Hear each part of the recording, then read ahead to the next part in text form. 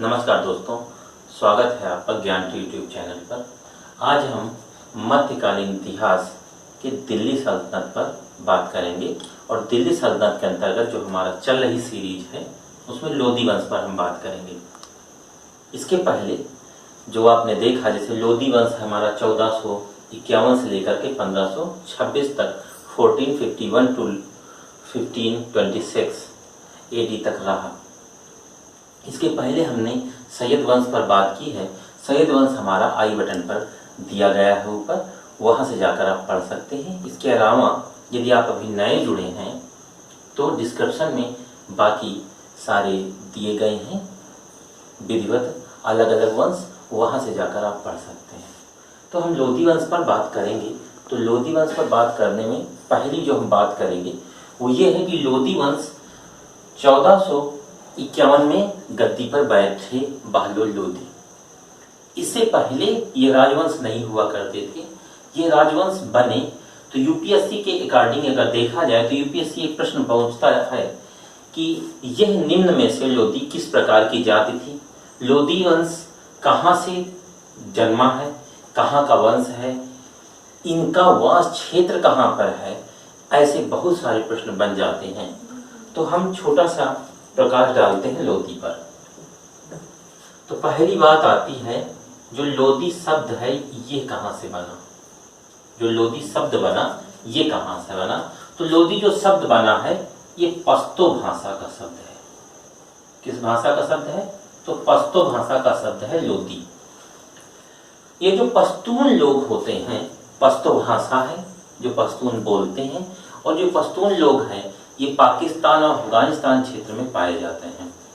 लेकिन यदि आप ये देखो, ये जो लोदी है पश्तून लोग, ये कहाँ पर वास करते थे, इनका स्थान कहाँ पर है, ये यूपीएससी का और एसएससी रेलवे जैसी परीक्षाओं का महत्वपूर्ण प्रश्न बनता है कि स्थान कौन सा है जहाँ लोदी पाए जाते हैं, वो स्थान कौन सा है, प्लेस जहाँ पर ये लोग निवास करते थे, इनका वास क्षेत्र था।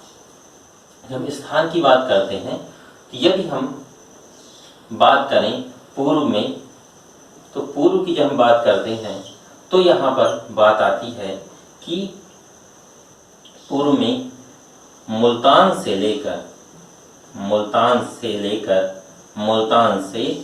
पेशावर तक, और पश्चिम में, और यदि हम पश्चिम की बात करें पश्चिम में, तो पश्चिम में गजनी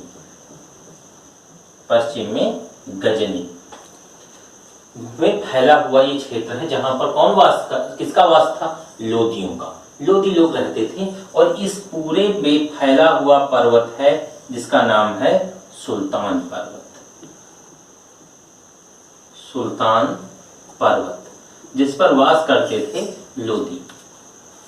ये लोदी समुदाय जितना था ये सुल्तान पर्वत पर वास करने वाला समुदाय था, और ये एक बर्बर समुदाय था। ये जो लोदी समुदाय था ये बर्बर असभ्य समुदाय था, लेकिन इनके साथ एक अच्छाई थी, ये लड़ाका और शिकारी हुआ करते थे लोदी।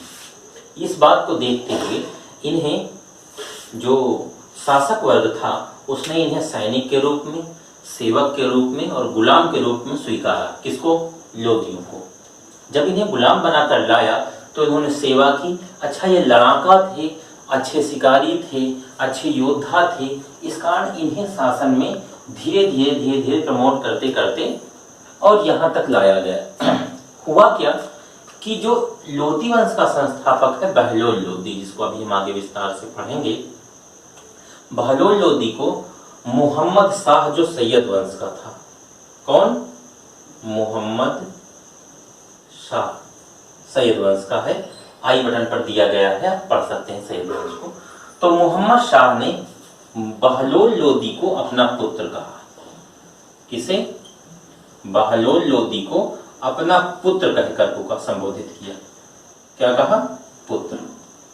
और बहलोल लोदी को ही खाना की उपाधि से भी विभूषित किया।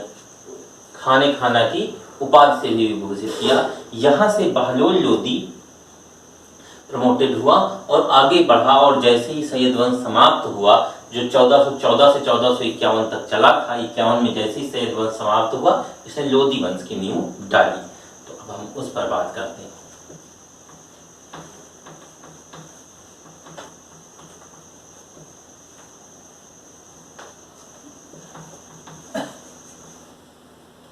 यहां समझने वाली बात और जानने वाली बात यह है, IAS, PCS, SI, रेलवे जैसी परीक्षाओं की तैयारी कर रहे अभ्यर्थी के लिए ये एक मोटिवेशन की भी बात है कि एक वो वर्ग जो कि असभ्य था, बर्बर था और शासक बना, जिसके परिवार में शासन सत्ता का कोई भी मतलब नहीं हुआ करता था, वो शासक बन करके आया और शासन चलाया। और सिकंदर लोदी, जैसे हम देखते हैं, पहले लिख लेते हैं, लोदी वंश की जब बात करते हैं, लोदी वंश, तो लोदी वंश की स्थापना जो की वो किसने की, तो वो की हमारी बहलोल लोदी ने। बहलोल लोदी, बहलोल लोदी के बाद दूसरा व्यक्ति आता है सिकंदर लोदी, और सिकंदर लोदी के बाद आता है इब्राहिम लोदी। इब्राहिम लोदी, यदि हम देखें तो लोदी क्रमशः कितने हैं जो हमें पढ़ने हैं, 3, बहलोल लोदी, सिकंदर लोदी और इब्राहिम लोदी। इन 3 लोदियों के बाद इस वंश की समाप्ति हो जाती है इब्राहिम लोदी से। अब हम देखें तो इनका यदि हम कार्यकाल देखें तो बहलोल लोदी जो है ये 1451 से लेकर के 1489 ईस्वी तक रहा। मीन्स 1451 टू 1489 AD तक रहा। सिकंदर लोदी की जब हम बात करें तो ये 1489 ईस्वी से लेकर के 1517 ईस्वी तक रहा। ठीक, और जब हम इब्राहिम लोदी की बात करते हैं तो इब्राहिम लोदी 1517 ईस्वी से लेकर के 1526 ईस्वी तक शासक रहा। इन तीनों पर हमें वृहद चर्चा करनी है आगे। हम जब लोदी वंश देखते हैं तो इसमें पहला शासक बहलोल लोदी है, जो संस्थापक भी है, जिसने स्थापना करी लोदी वंश की। ये जैसा आप जानते हैं कि मोहम्मद शाह ने इसे अपना पुत्र कहकर पुकारा, किसको, बहलोल लोदी को। इसके बाद मोहम्मद शाह के बाद दूसरे आए अलाउद्दीन आलम शाह। वो इतने गरीब टाइप के थे सैयद वंश के कि उन्होंने स्वेच्छा से अपनी गद्दी छोड़ दी, तो बहलोल को मजबूरन गद्दी संभालनी पड़ी, अर्थात लोदी वंश की स्थापना करनी पड़ी। तो यहाँ से एक प्रश्न बनता है कि बहलोल लोदी किसके स्थान पर आया, तो अलाउद्दीन आलम शाह के स्थान पर आया। अब बहलोल लोदी पर हम बात करते हैं। बहलोल लोदी, इसने लोदी वंश की स्थापना 1451 ईस्वी में की और इसका शासन जो है वो 1451 से लेकर के 1489 ईस्वी तक रहा। अब मीन्स 1451 टू 89 इसने शासन किया। जो लोदी वंश था, ये बहलोल लोदी जिस गैंग का व्यक्ति था, उस गैंग का नाम था साहू खेल। जिस समूह से संबंध रखता था वो कौन सा समूह था, साहू खेल। एक प्रश्न आता है कि लोदी वंश, हमसे चाहे कहे लोदी वंश या कहे बहलोल लोदी, कहाँ का रहने वाला था या कहाँ का ये साम्राज्य था, तो ये लोदी वंश जो है प्रथम अफगान वंश था। प्रथम अफगान वंश था या प्रथम अफगानी लोग थे जिन्होंने दिल्ली सल्तनत पर कब्जा जमाया या शासन सत्ता स्थापित की। जैसा आप जानते हैं कि साहू खेल शाखा से संबंध रखने वाले बहलोल लोदी ने दिल्ली में अपनी शासन सत्ता जमाई और ये पहले अफगान वंश थे या अफगानिस्तान से संबंध रखते थे। अब दूसरा है कि जो बहलोल लोदी था, ये इसके एक जिस पुस्तक से सबसे ज्यादा लोदी वंश के विषय में जानकारी हमें मिलती है विशद रूप से, उसका नाम है तारीख ए दाऊदी। तारीख ए दाऊदी। तारीख ए दाऊदी पुस्तक के जो लेखक हैं उनका नाम है अब्दुल्ला। अब्दुल्ला। एक प्रश्न ये भी बन जाता है कि तारीख ए दाऊदी पुस्तक के लेखक कौन हैं? तो अब्दुल्ला है। तारीख ए दाऊदी पुस्तक से किस शासन के विषय में विशद जानकारी मिलती है? तो लोदी वंश के। किस शासक के विषय में विशद जानकारी मिलती है? तो बहलोल लोदी के। आपने देखा होगा कथन और तर्क संबंधी जो प्रश्न आते हैं, कथन ए और कथन आर के, कि ये इसकी व्याख्या करता है या नहीं, कथन ए सही है, कथन आर सही है, वहां ऐसे प्रश्न आ जाते हैं। या आता है मिलान करो शासक का और उससे संबंधित पुस्तक का। तो बहलोल लोदी संबंधित पुस्तक है तारीख ए दाऊदी। इसमें एक बड़ी अच्छी बात कही गई जो अब्दुल्ला ने लिखी है कि जब ये अपने दरबार में बैठता था, या सॉरी अपने जब दरबार में जाता था मंत्रियों के पास, तो बैठता नहीं था। कौन? बहलोल लोदी। बहलोल लोदी जब अपने मंत्रियों से कोई मंत्रणा करे, गुफ्तगू करे या वार्तालाप करे, तो उस समय प्रायः खड़ा रहता था। ये बड़ी अच्छी बात है कि सम्मान दो तो सम्मान मिलता है, या जो आपके वैल्यूएबल कैंडिडेट्स हैं उनको यदि आप रिस्पेक्ट देते हैं तो ज्यादा अच्छी बात है। इसीलिए अपने मंत्रियों को बहलोल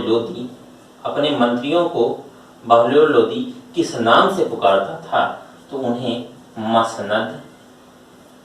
मसनद ए अली कहकर पुकारता था। किस नाम से संबोधित करता था? तो मसनद ए अली कहकर संबोधित करता था। अपने दरबार में बैठता नहीं था कभी भी। कौन? बहलोल लोदी। इसने एक अच्छा काम किया अपने साम्राज्य के विस्तार के लिए, और वो किया कब? 1484 ईस्वी में, 1484 में ईस्वी में काम क्या किया? किसने? जौनपुर को दिल्ली सल्तनत में मिलाया। जौनपुर को दिल्ली सल्तनत में मिला लिया, दिल्ली में मिलाया। ये इसका एक बड़ा काम था जो इसके साम्राज्य विस्तार के लिए को लेकर के था। अब इसके बाद, इसके हट जाने के बाद इसका पुत्र आता है। कौन? सिकंदर लोदी। सिकंदर लोदी शासन पर आएगा, जो इस वंश का प्रमुख और बड़ा शासक रहा। सिकंदर लोदी।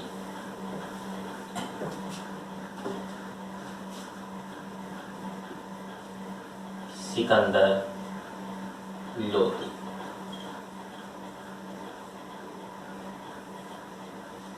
फोर्टीन 1489 to 1517 तक ये गद्दी पर रहा। कौन? सिकंदर लोदी। इसने बड़े बड़े काम किए। पहला बड़ा काम, इसने राजधानी परिवर्तन किया कि राजधानी को दिल्ली से आगरा हस्तांतरित किया। बहलोल लोदी दिल्ली पे बैठकर शासन कर रहा था, लेकिन दिल्ली सल्तनत से सिकंदर लोदी ने दिल्ली से राजधानी उठाकर और हस्तांतरित की कहाँ? आगरा में। तो पहला प्रश्न यहां से बड़ा अच्छा बनता है कि 1504 ईस्वी में, 4 ईस्वी में आगरा नगर की स्थापना। आगरा नगर की स्थापना। यमुना नदी के किनारे बसा हुआ शहर है आगरा, जो उत्तर प्रदेश में पड़ता है। आगरा नगर की स्थापना की कब? 1504 ईस्वी में। आगरा नगर की स्थापना का जो मुख्य श्रेय था वो ये था कि आगरा के जस्ट नजदीक भी ही जुड़ा हुआ उत्तर प्रदेश से टच करता हुआ राज्य है जिसका नाम है राजस्थान। राजस्थान भारत का वह एक क्षेत्र है जहां पर राजपूत भारी मात्रा में पाए जाते हैं। राजपूत एक ऐसा वर्ग रहा है सदा से जो युद्धक रहा है। जैसा आप जानते हैं कि आज भी आर्मी रेजिमेंट एक राजपूताना नाम से है जो कि युद्धक रही। अब 1504 में इसने आगरा नगर की स्थापना इस वजह से की कि हम कंट्रोल कर पाएंगे राजस्थान के राजपूतों से, और राजस्थान से ही होता हुआ रास्ता जाता है जो पाकिस्तान बॉर्डर से मिलता हुआ और ईरान, इराक और सऊदी अरब के लिए जाता है, मीन्स खाड़ी देशों के लिए। इसने ये भी सोचा कि हमारा जो खाड़ी देशों से व्यापार है वो भी सुगमता से चल पाएगा, और जो राजपूतों से होने वाली छुटपुट झड़पें हैं वो भी आसानी से निपट पाएंगी। इस वजह से इसने किसकी स्थापना की? आगरा की।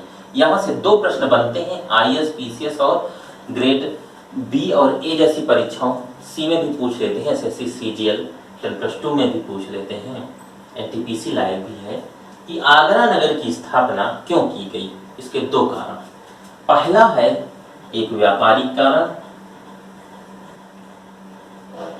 कारण कि खाड़ी देशों से व्यापार हो सके, और दूसरा है इसका राजनैतिक कारण। हो सकता है PCS जैसी परीक्षा में राजनैतिक शब्द न मिले आपको, तो टैक्टिक मेथड में जिसे हम कहते हैं सामरिक महत्व भी है। जो व्यापारिक महत्व है वो कहाँ से था संबंधित?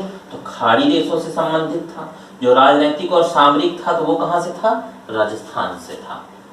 ये दो बिंदु बनते हैं महत्वपूर्ण। इसके बाद 1504 में आगरा नगर की स्थापना की और यहीं पर एक किला बनवाया, बादलगढ़ के किले का निर्माण करवाया। कहां पर करवाया? आगरा में। आप जानते हैं कि जो किले बनते हैं वो किले डांडिया खेलने के लिए या कंचा खेलने के लिए नहीं बनवाए जाते, इसलिए बनवाए जाते हैं कि वहां पर सैनिक रहेंगे और वहीं से नगर की सुरक्षा तथा साम्राज्य का जो प्रशासनिक तबका है वो वहां से अपना कंट्रोल करता है, इसलिए बादलगढ़ के किले का निर्माण किया। लेकिन इससे बात बढ़ नहीं पा रही थी, बिना शासक के वहां बैठ के कंट्रोल हो नहीं पा रही थी व्यवस्था। तो इसने क्या किया कि 1506 ईस्वी में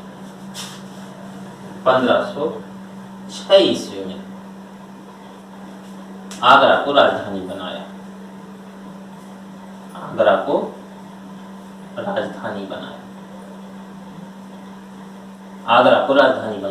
अच्छा, तो इससे कोई बड़ा नुकसान भी नहीं हुआ, क्योंकि दिल्ली भी यमुना नदी के किनारे है और आगरा भी यमुना नदी के किनारे है, तो जल मार्ग से आवागमन भी सुलभ था। इसका कोई बड़ा इफेक्ट भी इस पर नहीं पड़ा और आसानी से दोनों काम हो सके। जैसा आपने मोहम्मद बिन तुगलक ने पढ़ा कि उन्होंने राजधानी दिल्ली से दौलताबाद हस्तांतरित की, देवगिरी, तो उनके साम्राज्य में उथल पुथल मच गई। तो एक मस्तिष्क ये भी प्रश्न कर सकता है कि इनके साम्राज्य में क्या उथल पुथल नहीं मची? नहीं मची।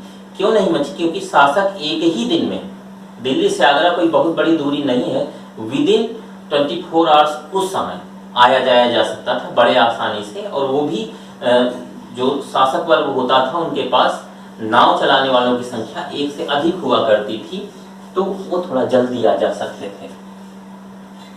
1506 में इसने आगरा को राजधानी बनाई। राजधानी बनाने के बाद इसने और ठीक काम कुछ किए। इन्होंने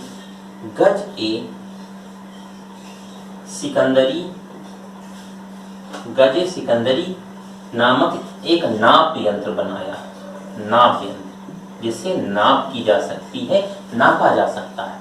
नाप यंत्र बनाया जिसकी लंबाई कितनी होती थी? ये लगभग 30 इंच का होता था। कितना होता था? 30 इंच। गजे सिकंदरी, नियर अबाउट आप इसे लगभग कह लें, लगभग 30 इंच। दूसरा, इसने एक आम काम और किया, फरंग हगे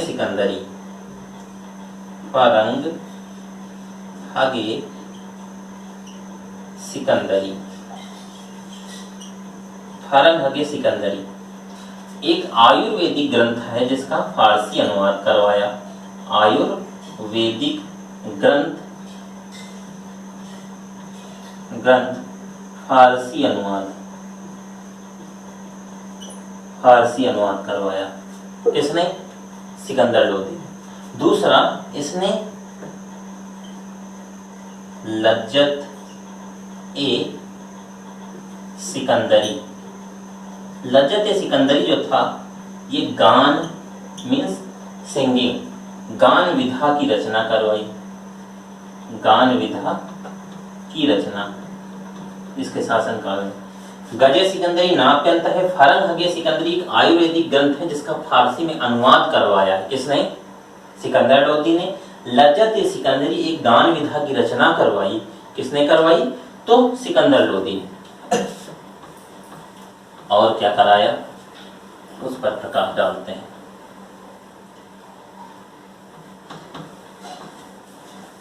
और इसने और भी बड़े काम किए। इसके साम्राज्य का जो प्रमुख कारण था, साम्राज्य का प्रमुख कारण कि साम्राज्य इसका अच्छा चला, प्रमुख कारण इसका था गुप्तचर विभाग। गुप्तचर विभाग, प्रमुख कारण क्या था? गुप्तचर विभाग था। इसके गुप्तचर विभाग ने इतना अच्छा कार्य किया कि ये हर बात को पहले जानकर उस हिसाब से निर्णय लिया करता था। इसने एक काम और किया, इसने मुहर्रम और ताजिया बंद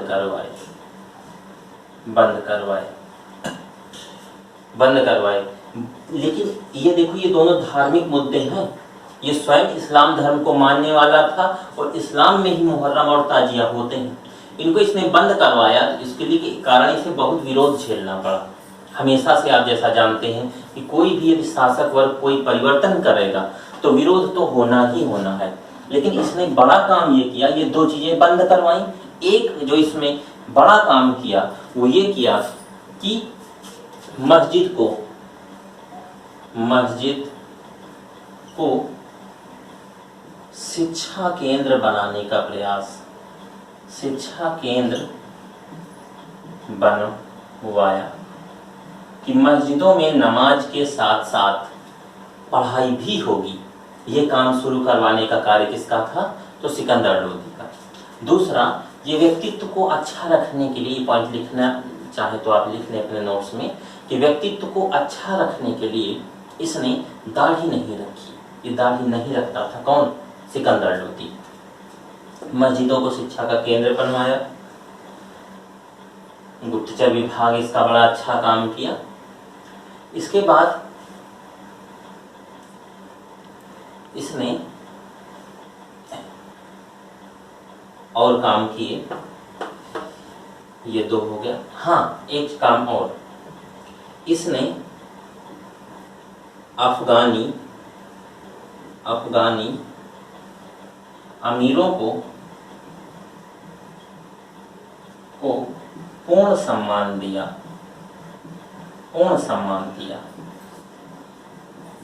मीन्स जो इसके मंत्री थे वो सबके सब अफगानी थे। इसने समृद्धि बढ़ाने के लिए, समृद्धि मीन्स वेल्थ, मनी इंक्रीजिंग के लिए, समृद्धि को बढ़ाने के लिए इसने क्या किया? कर समाप्त कर दिया।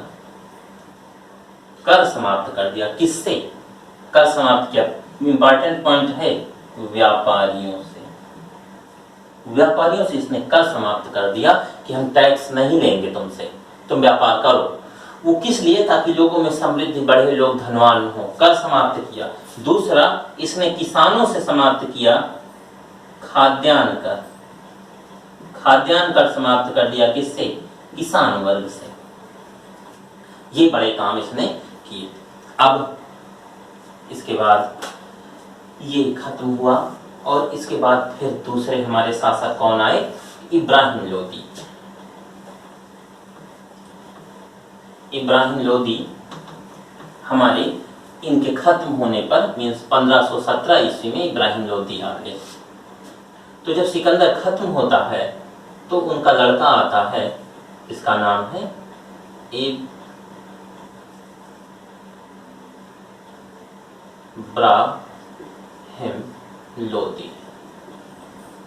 इब्राहिम लोदी 1517 से लेकर के 1526 ईस्वी तक इब्राहिम लोदी शासन सत्ता पर रहा।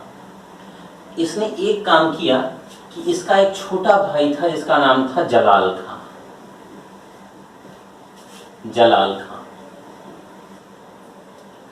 खां को इसने सूबेदारी दे दी या शासन सत्ता दे दी। कहाँ की? जौनपुर की सत्ता दे दी। यहां तक तो काम ठीक था, दे दिया तो अच्छा किया, लेकिन बाद में युद्ध लड़के छीन लिया। लोगों को ध्यान में रखते हुए या समाज को देखते हुए इसने दिया दबाव में आकर, लेकिन बाद में फिर छीन लिया और ये थोड़ा गलत हुआ। इससे कुछ लोग रुष्ट भी हुए। इसने एक जो सबसे गलत कदम उठाया, ये कदम जरूर आप देखना, इसे कूटनीतिक और राजनैतिक दोनों दृष्टिकोण से देखा जाता है। इब्राहिम लोदी ने एक बहुत खतरनाक जो काम किया, पिछला जो इसका पिता था सिकंदर लोदी, उसने अफगानों को रिस्पेक्ट दी, क्योंकि लोदी जो है ये स्वयं अफगान थे, रिस्पेक्ट दी और उन्हें ही पदों पर, बड़े बड़े उच्च पदों पर आसीन किया। जैसा कि आप यूपी बिहार में देखते भी होंगे कि जो सरकारें आती हैं वो पदों पर अपने लोगों को बैठाती हैं। भारत में जातिगत व्यवस्था के अंतर्गत ये कई बार देखा गया है कि अपने खास जानने वाले दोस्त, व्यवहारी, इन्हें बैठाया जाता है। इब्राहिम लोदी ने क्या किया कि इसने अपने खास लोगों को ही हटा दिया। इसने अफगानी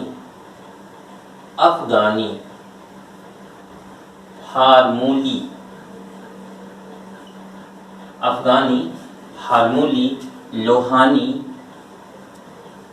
इन जातियों के जो उच्च पदों पर लोग आसीन थे, इनका सबका उसने सफाया किया। मीन्स इन सबको उसने दमन की नीति अपनाई, इन सबको मारा। अब बताओ, यदि आप किसी को मारोगे तो उसके घर परिवार वाले आपके सपोर्ट में होंगे कि आपके अपोज में होंगे। मीन्स जब शासन सत्ता पर व्यक्ति आ जाता है, जब प्रशासनिक अमला उसके पास होता है, उसकी जनता होती है, उसका सब कुछ होता है, तो वो अपनी संख्या बढ़ाने का प्रयास करता है। इसने क्या किया कि अपने ही लोगों को इसने घटा करके अपने ही खास और पावरफुल लोगों को अपना शत्रु बना लिया। किसने? इब्राहिम लोदी। इसके शासनकाल के दमन का कारण ही अफगानी, फार्मूली और लोहानियों का दमन था।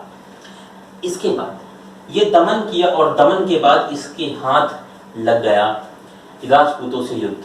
मीन्स इसने युद्ध लड़ा घटोली का युद्ध। किस सन में लड़ा? तो 1517-18 में। शासन सत्ता में आया ही 17 में था, 17-18 में युद्ध लड़ा, 17-18 ईस्वी में। और लड़ा किससे?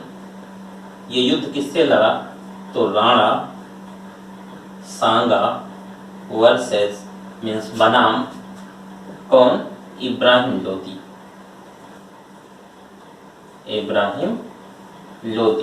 और इसमें इब्राहिम लोदी की बुरी तरह हार हुई। मीन्स इब्राहिम लोदी पराजित हो गया और विजयी हुए राणा सांगा। अभी ये बैठे ही थे कि अभी ये हार भी गए। आपने एक चीज सुनी होगी, first impression go to up till last. जब बैठते ही शासन सत्ता में आप हार गए, मीन्स जब श्री गणेश होना था तभी आपकी इतिश्री हो गई, तो अब आप कहां से शासन सत्ता आगे चला सकते हैं? अब इनकी फजियत और थू भरी जिंदगी इन्हें जीनी पड़ी।